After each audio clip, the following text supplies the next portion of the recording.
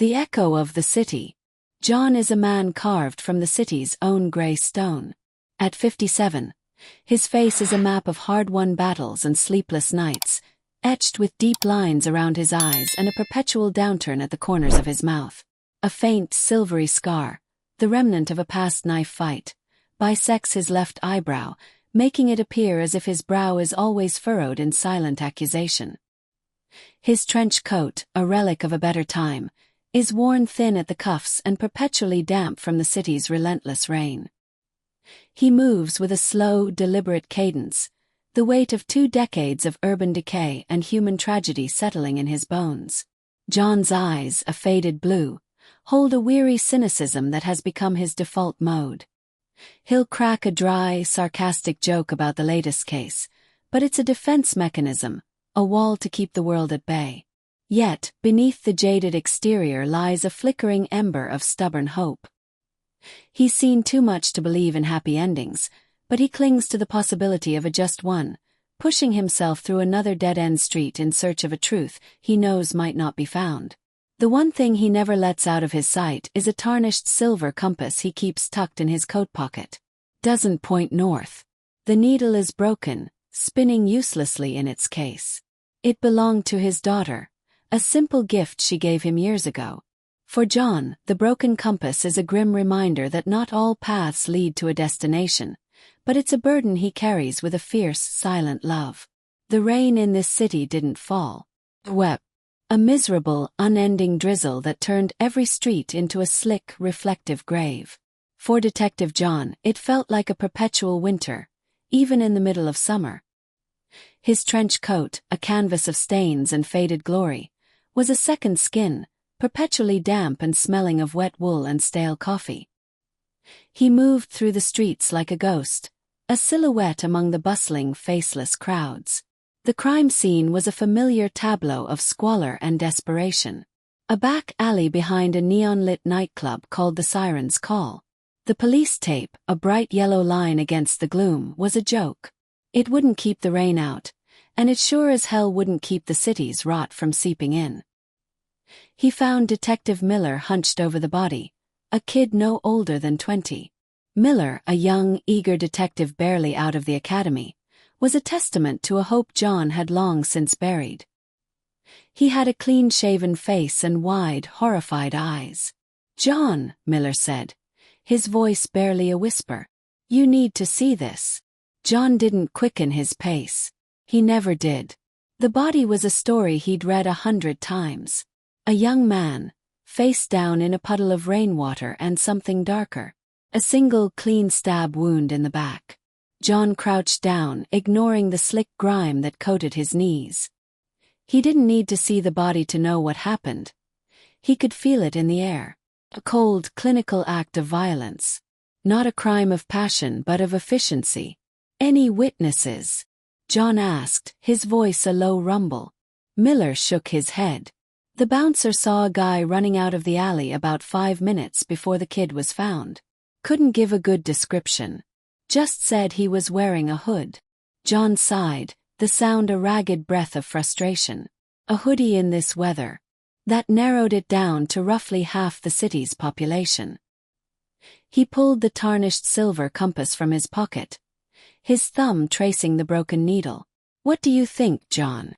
Miller asked, his eyes pleading for a glimpse of the wisdom he'd heard about in the precinct's fables. John looked up, his faded blue eyes meeting Miller's. He closed his hand around the compass, the cool metal a comfort in his palm. "I think the city's singing a new tune, kid," he said, the words a weary echo of the urban decay around them. "And it's a hell of a lot colder than the last one. Where should the story go from here? We could follow John as he interviews suspects, or perhaps uncover a clue that leads him deeper into the city's underbelly. Let me know what you'd like to do next." John's first stop was a small, grimy apartment above a laundromat, the air thick with a scent of stale detergent and old cigarettes. The suspect, a man named Marcus, was the bouncer from the Siren's Call. He was a mountain of a man, all brawn and a surly disposition. He sat on a lumpy couch, his massive arms crossed over his chest, A scowl etched onto his face. "Look, I told the other guy everything I know," Marcus said, his voice a low growl. "I saw a guy. He was running. That's it. What more do you want?" John didn't sit. He stood in the middle of the cramped living room, his gaze sweeping over the cluttered space. He didn't look at Marcus. He looked at the half-empty bottle of cheap whiskey on the coffee table, the greasy takeout containers, the framed photo on a dusty shelf of a little girl with a wide, toothless grin. "I don't want anything," John said, his voice flat. "I'm just a detective doing my job. The same way you're a bouncer doing yours. Only difference is, my job doesn't end when the club closes." Marcus shifted uncomfortably. "I don't know anything about that kid. I just heard a yell and saw a flash. The guy was gone before I could even get a good look." John finally turned his attention to Marcus. His faded blue eyes, weary but piercing, met the bouncer's. "A yell? That's not what you told my partner. You said you saw him running out." No mention of a yell. Marcus's face went slack for a moment, a flicker of something close to panic in his eyes. He recovered quickly, a practiced mask of indifference sliding back into place. "Yeah, well, I guess I forgot. It was dark, man. It was raining. Things get all muddled." John said nothing. He simply reached into his coat pocket and pulled out the tarnished silver compass. He held it in his palm, the broken needle a useless ornament. "My daughter gave me this," he said, his voice barely a whisper, the words a personal confession that had nothing to do with the case. "She thought it would help me find my way. She was wrong." He looked at the little girl in the photo on the shelf. "But I still carry it," he continued, his gaze fixed on Marcus. "Because some things, no matter how broken they are, you just can't let go of." Marcus followed John's gaze to the photo, and a flicker of something raw and exposed crossed his face. The surly bouncer was gone, replaced by a frightened man with a daughter's picture on his shelf. "Look, man," Marcus said, his voice now a low plea. "I heard the yell. It was a girl's scream. The kid wasn't alone. I swear." John's eyes narrowed. The city's cold, calculating echo had just found a new note to sing. The compass in his hand felt less like a burden and more like a tool. John didn't press Marcus for more. He had a name now, a lead, a fragile thread to pull on. He turned and walked out of the apartment without another word, leaving the bouncer with his secret and his photograph. Back on the street, the rain was a relentless drumming, a percussion section for the city's symphony of sorrow.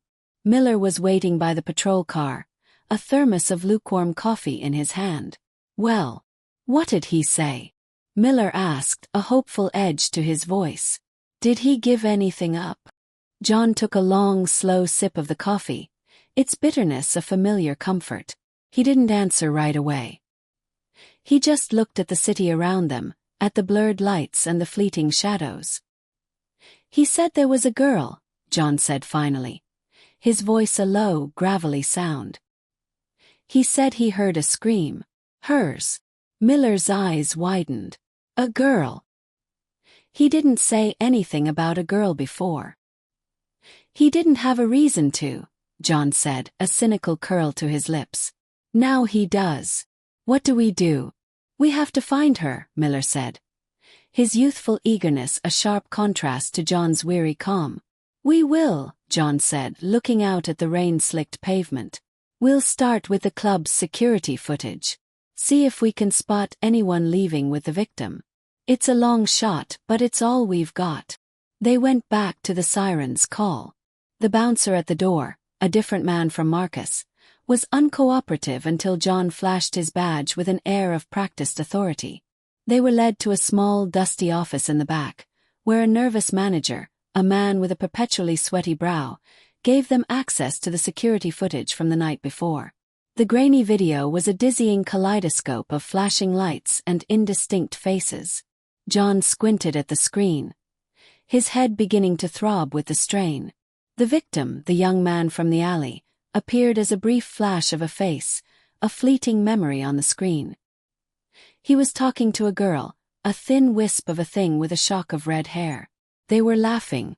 The sight of their happiness, a fleeting moment of joy in this desolate city, was a sharp, unexpected pain.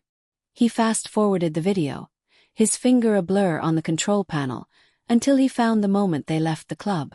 They were walking together, their shoulders brushing. They disappeared into the alley, and then there was nothing. No footage of the struggle. No scream. The cameras didn't extend that far. John rewound the video. He paused it, then magnified the image. He focused on the girl. Her face was a blur, but her hair, a fiery red, was unmistakable. He looked at her clothes. A black leather jacket, torn at the sleeve. A pair of worn-out boots. It wasn't much, but it was a start. "Let's get this footage to the lab," John said, his voice flat. "See if they can enhance the image of her face. Get an ID." He stood in the small, cramped office, the air thick with the smell of dust and stale beer. He pulled the tarnished compass from his pocket, the broken needle a useless flicker of light in the gloom.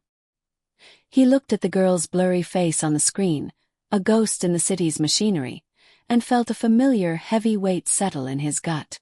He had a new goal now. It wasn't just about a murder.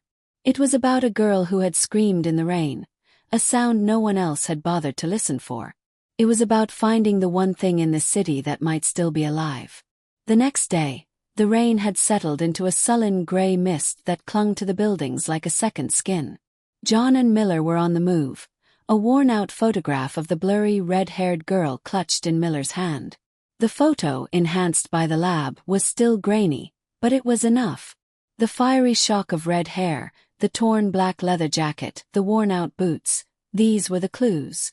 "We can't just go knocking on every door with a picture of a girl with red hair," Miller said, his voice a low grumble of frustration as they walked through a crowded market street. "This city has 1,000 girls like her." "Maybe," John said, his eyes scanning the faces in the crowd. "But this city also has 1,000 places where a girl like her would hide." They started with the obvious. The local hangouts near the club. Gritty coffee shops where the air was thick with the scent of cheap grounds and unwashed wool. Record stores that smelled of stale vinyl and teenage rebellion. Second-hand clothing shops where the racks were overflowing with forgotten lives. John didn't speak. He just watched, his gaze a silent question on every face that passed by. At the third coffee shop, a small, cramped place with chipped tile floors and mismatched chairs, John stopped. He didn't see the girl. He saw a detail. A barista with a silver piercing in her nose and a tattoo of a hummingbird on her wrist. She was talking to a girl with a pale face and dark hair. John didn't move. He just watched them, his mind a quiet, analytical machine. "That girl's jacket," he said, his voice a low murmur. "The dark one. It's torn at the sleeve, just like the one in the photo." Miller looked, his eyes wide with a sudden spark of hope. "You think it's hers?" "Probably not," John said, already walking toward them. "But they probably know the same people. In this city, everyone knows everyone, whether they want to or not." He approached the two girls, the easy confidence of a man who had seen too much and was no longer intimidated by anything. The barista looked at him with an icy indifference, but the other girl, the one with the torn jacket, stiffened. "Looking for a friend of yours," John said, his eyes on the girl with the torn jacket. He pulled out the blurry photograph and held it up. "Red hair. Wears a jacket like that. Seen her around." The girl with the dark hair shook her head, her eyes nervously darting from John to the photo. "Never seen her before." John said nothing. He just looked at her, his gaze unwavering, a silent challenge. He could see the lie in her eyes, a flicker of fear that she tried to hide. He turned to the barista. "How about you? You know everyone around here. You seen her." The barista's face remained impassive. "I serve coffee. I don't keep a log of my customers' friends." John reached into his coat pocket and pulled out the tarnished silver compass. He held it out in his palm. "See this," he said, his voice quiet. "This needle is broken. It's useless. doesn't point north. But I still carry it because it's the only thing that reminds me there's still a point to a journey, even if you don't know where you're going." The two girls remained silent. John put the compass back in his pocket. "The girl in this photo is in a lot of trouble. The person who did it will do it again. And if you know her and you don't help her, you're part of it." He turned and walked away. He hadn't gotten a name, but he'd gotten something else. He'd gotten a reaction. The dark-haired girl had watched him walk away with a flicker of something in her eyes, a mixture of fear and defiance. He knew she'd talked to someone. He knew she'd talked to the red-haired girl. "What now?" Miller asked, his voice a low hum of frustration. "We just wait." "No," John said, his eyes on the street. "We watch." John and Miller didn't move. They found a table by the window of the coffee shop, ordering 2 black coffees they wouldn't drink. They sat and they waited. The dark-haired girl was nervous, her eyes They followed her. She moved with a purpose, a small dark shadow in the relentless rain.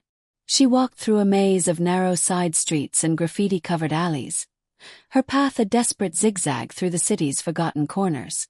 John and Miller kept their distance, a silent two-man tale. John was a master of the art, his movements fluid and unassuming. He knew how to blend into the city's tapestry of despair. The girl led them to a dilapidated apartment building, a squat concrete structure with boarded-up windows and a perpetually locked front door. She slipped through a broken window in the back, and John and Miller moved to follow. "This is not a good idea," Miller whispered, his hand on the butt of his pistol. "This is how we get ourselves killed." "This is how we find her," John said, his voice flat. He didn't wait for a response. He slipped through the broken window, the sound of shattered glass crunching under his boots. Inside, the building was a symphony of decay. The air was thick with a smell of mold and something else, stale beer, sweat, and cheap perfume. The stairwell was a vertical tunnel of gloom, the only light a faint, sickly glow from a single flickering bulb on the 5th floor. They ascended the stairs, their footsteps a quiet echo in the silence. They found the girl on the 4th floor, her hand poised to knock on a door that looked like it had been kicked in and patched up a dozen times. John and Miller stopped at the top of the stairs, their presence a silent, heavy weight. The dark-haired girl turned, her eyes wide with fear. "I knew you were following me," she said, her voice a shaky whisper. "I knew it." John said nothing. He simply looked at the door. The girl hesitated for a moment, her gaze darting from John to the door and back again. She finally sighed, a sound of bitter defeat.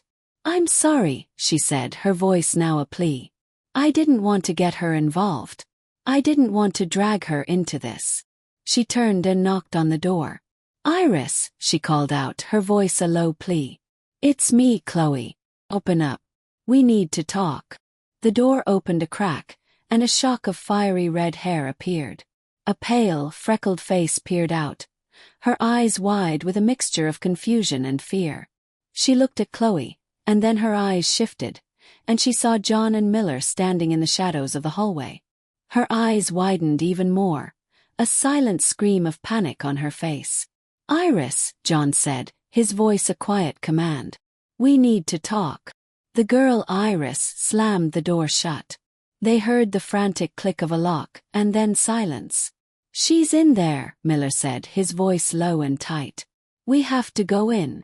"No," John said, his eyes on the locked door. "She won't talk to us. Not yet. We have to do this a different way." He walked over to the door and knocked on it, his knuckles a soft, deliberate rhythm. He didn't speak. He just waited. After a long, tense silence, the door opened a sliver. Iris's red hair was barely visible. "Listen to me," John said, his voice a low, steady rumble. "I'm not here to hurt you. I'm here to help you. The man who killed your friend, he's still out there. And if you don't talk to me, he's going to do it again." He reached into his coat pocket and pulled out the tarnished silver compass. He held it out in his palm, the useless needle a silent, personal truth. "This city is a killer," he said. his eyes fixed on the sliver of red hair. It breaks everything it touches. But not everything it touches has to stay broken. You don't have to stay broken. But you have to tell me what you saw. The door didn't open. The sliver of red hair vanished, and they heard the final decisive click of the lock. John stood there for a long moment, the useless compass a heavy weight in his hand. He looked at the locked door, at the peeling paint and the scarred wood, and he felt the familiar bitter taste of defeat. He turned and walked away. He didn't look at Miller, who was a statue of frustrated anticipation. He didn't look at Chloe, who stood there, a silent, pleading witness. He just walked down the decaying staircase, his footsteps a slow, defeated rhythm. "What now, John?" Miller asked, his voice a low, angry rumble as he followed him. "We just let her go. After all that." John stopped at the bottom of the stairs, the air thick with the smell of mold and sadness. He put the compass back in his pocket. "No," he said, his voice a low, tired sound. "We don't let her go. We let her think we've let her go." They went back outside, into the relentless drizzle. John took a long, slow breath, the cold air filling his lungs. He knew he was being followed, John said, his eyes scanning the empty street. The killer. He knew she was there. He knew she'd seen something. "How do you know?" Miller asked, his brow furrowed in confusion.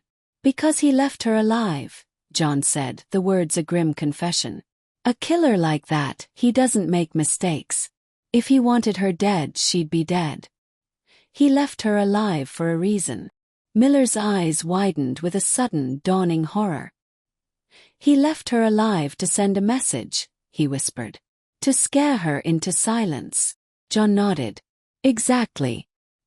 He's not done with her yet. He's just waiting. Waiting for her to slip up. Waiting for us to leave.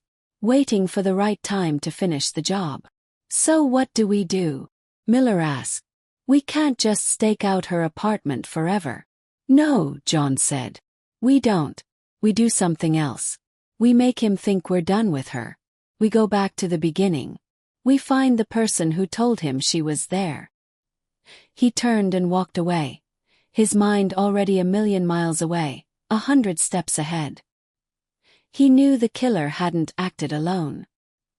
He knew there was a witness, an accomplice, a rat in the cage who had given the killer the information he needed.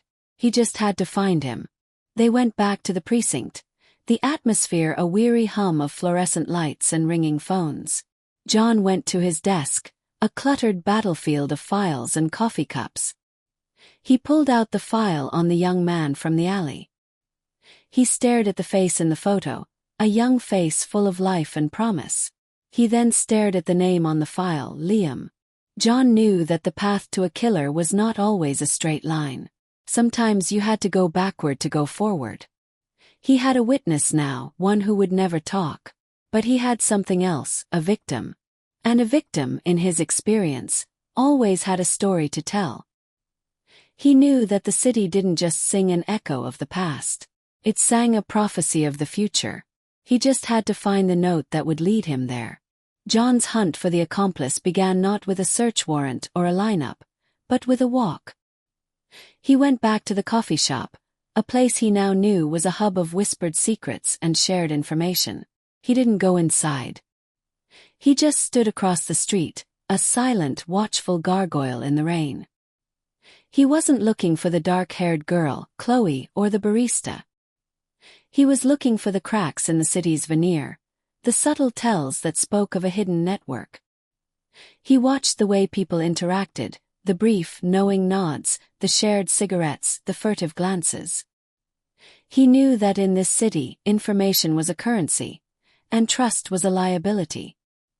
His gaze settled on a young man leaning against a brick wall, his face a pasty mask of boredom. He had a backpack slung over one shoulder, and he was staring at the coffee shop door with an intensity that was far from casual. He wasn't waiting for a friend. He was watching for something or someone. John crossed the street, his movements slow and deliberate. He didn't speak.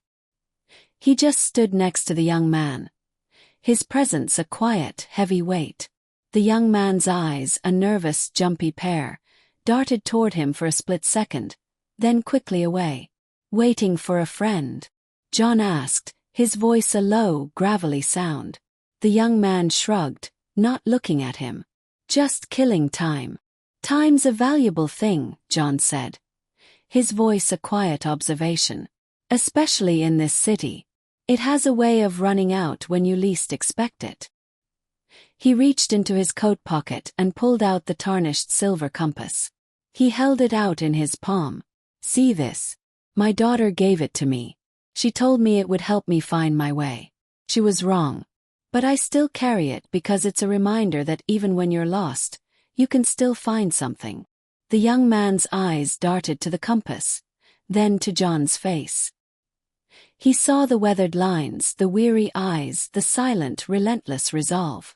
The bravado he had built around himself, a thin, fragile shield, began to crumble. "You know the girl with the red hair," John said. His voice now a quiet accusation. "You knew she was with Liam. And you knew where she was." The young man's face went white. He opened his mouth to deny it, but no words came out. "He's not your friend," John said, his voice flat. "He's using you. He's using you to get to her. And when he's done with her, he's going to be done with you. And the city has a way of taking care of loose ends."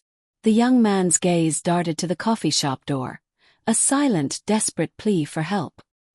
"He's not there," John said, his voice a low, knowing sound. "He's waiting. Waiting for you to make a mistake. Waiting for you to talk to her again. Waiting to find out what she told you." The young man, a boy barely out of his teens, finally broke. The fear in his eyes was raw and unmasked. "I didn't tell him where she was," he stammered, his voice a high-pitched plea. "I just told him what she looked like. I didn't know he was gonna." "I know," John said, cutting him off. "But you know who he is. You know where he is. And you're going to tell me." The young man's shoulders slumped in defeat. "I don't know his name. No one does. We just call him the ghost. He comes and goes. He's a collector." "A collector?" John asked, his brow furrowed in confusion. "Yeah," the young man said, his voice a low whisper. "He collects things. Secrets. Favors. People. He told me he was looking for a new one. A girl with red hair. He said she owed him. He said she'd been talking too much." John's gut clenched. Collector. A ghost. The city was full of them. Men who moved through the shadows, gathering intelligence and leveraging it for power. He had a name now, a lead, a fragile thread to pull on. But it was a thread that led to a phantom. He looked at the boy, his face a silent, pleading confession. John knew what he had to do. He had to go after a ghost. John let the boy go. He gave him a $5 bill and a weary warning to get lost, to never come back to this part of the city. He watched him disappear into the rain-slicked streets, a nervous ghost in a city of them. John knew better than to trust a terrified kid. A terrified kid would get him killed. He didn't go back to the precinct. He didn't tell Miller.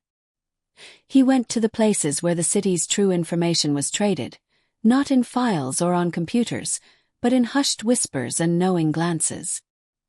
He went to a back-alley bar called the Black Cat, a place so steeped in stale beer and cigarette smoke that it felt like a second home. The bartender, a man named Sully with a face like a crumpled paper bag, didn't even look up as John slid onto a stool. He just poured a glass of cheap whiskey and slid it across the counter. "You're looking for something you can't find on a file," Sully said, his voice a low, gravelly sound. John took a long, slow sip of the whiskey, the burn a familiar comfort. "I'm looking for a ghost," he said, his voice a quiet confession. "A collector. He's been asking about a girl with red hair." Sully's eyes, two dark pools in his wrinkled face, finally met John's. He didn't speak. He just went to a hidden cabinet, pulled out a dusty bottle of gin, and poured 2 shots. "The ghost," Sully said, his voice a low whisper. He's not a ghost. He's a myth. He's what happens when the city gets tired of asking for things and just takes them. He's real, John said, his voice flat. And he's after a girl who saw something she shouldn't have. Sully nodded. He's real, all right. And he doesn't just collect things. He collects people.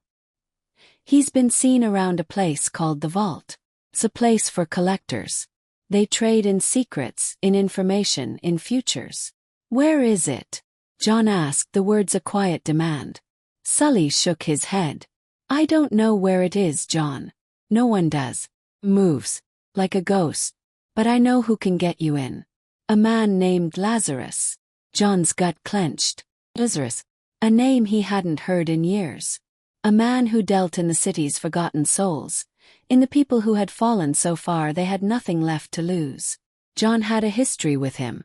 A dark one. Why him? John asked, the words a low rumble of suspicion. Because, Sully said.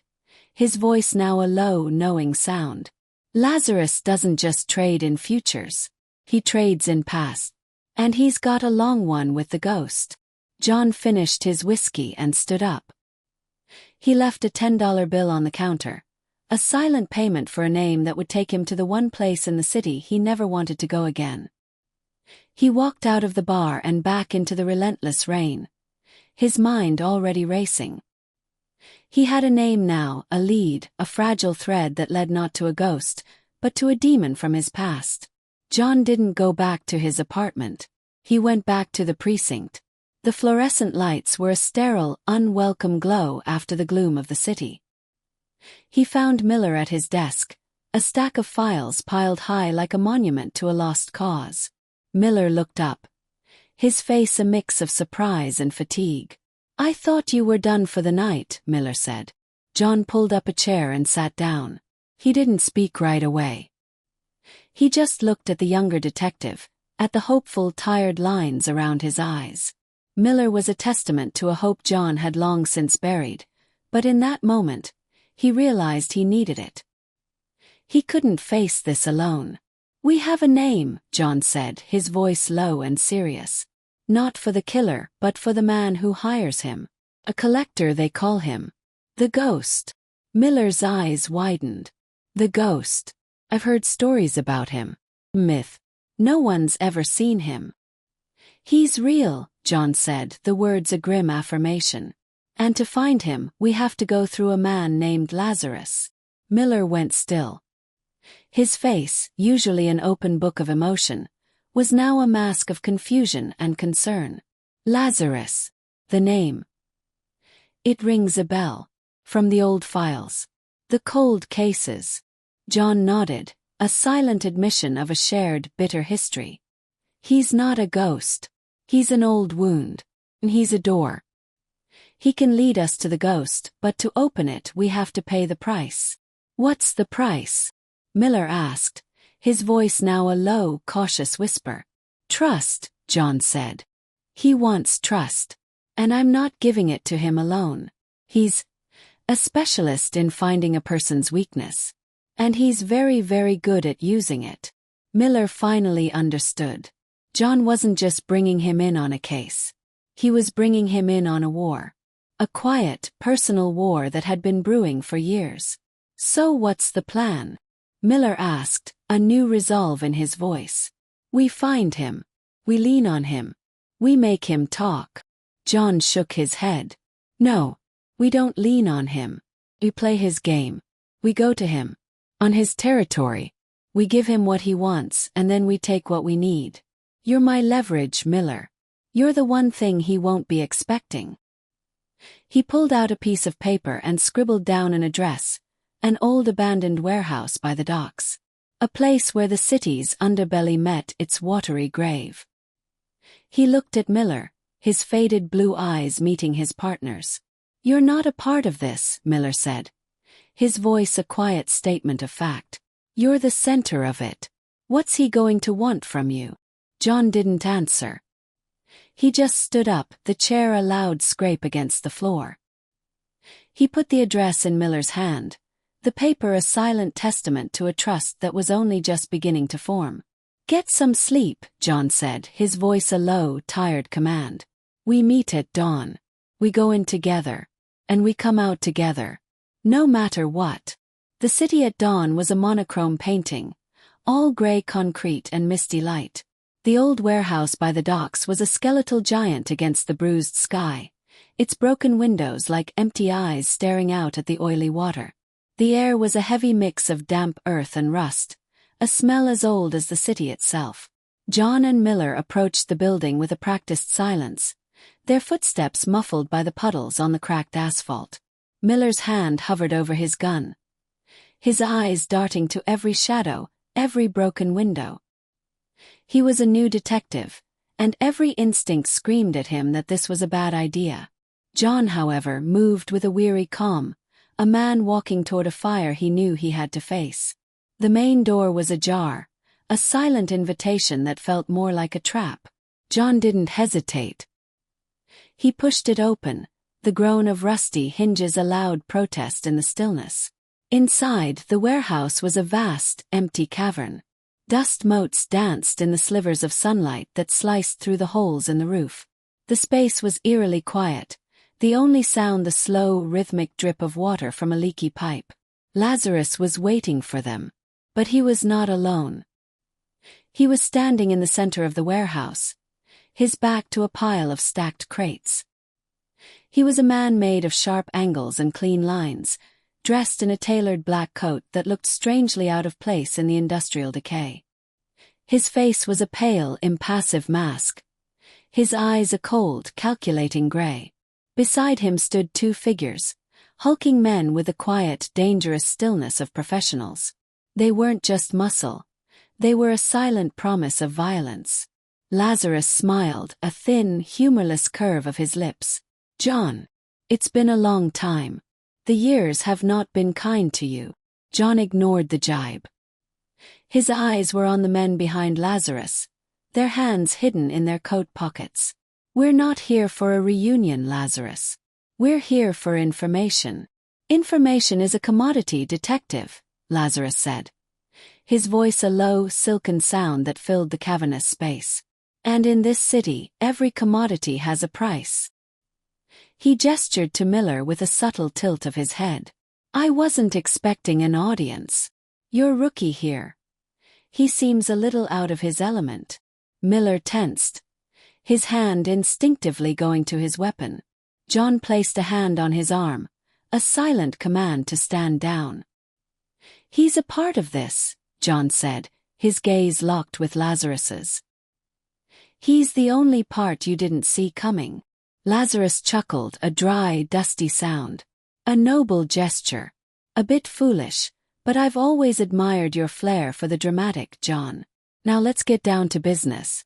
You want to know about the ghost. You want to know about the girl. You have information on them? John asked, his voice low and cautious. I have everything, Lazarus said, his smile widening. The ghost is a business associate. Highly valued one. He finds things that need to disappear. And your red-haired girl. She's a very valuable thing indeed. A witness to something that threatens my business. My future. He took a step forward, his gaze fixed on John. I'll give you everything you need, John. The ghost's name, his location, his next move. All of it. For a price. Name it, John said, his voice a quiet challenge. Lazarus leaned in, his voice dropping to a conspiratorial whisper. You have a secret, John. A little piece of your past that you've kept buried for a very long time. It's the only thing you have that I don't.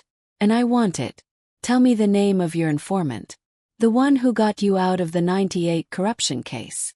The air in the warehouse went cold. Miller looked at John, a silent question in his eyes. The corruption case. The one John had walked away from. His reputation intact, while everyone else around him fell. No one had ever found the informant. No one but Lazarus. John's hand clenched into a fist, the cool, worn metal of the compass a silent comfort in his palm. He looked at Lazarus, at the cold, knowing smile on his face. He had a choice to make. He could give up the secret and get his answers, Or he could walk away and leave a girl to a ghost.